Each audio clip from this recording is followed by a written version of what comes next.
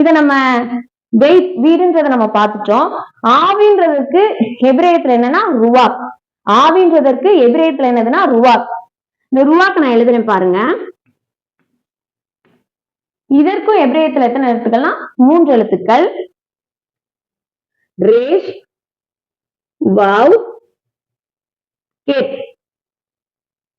ரேஷ் வாவ் கேட். இப்ப இதோட எண் மதிப்பை பார்க்கலாம். ரேஷுக்கு 200, வாவுக்கு 6, கெட்டுக்கு 8.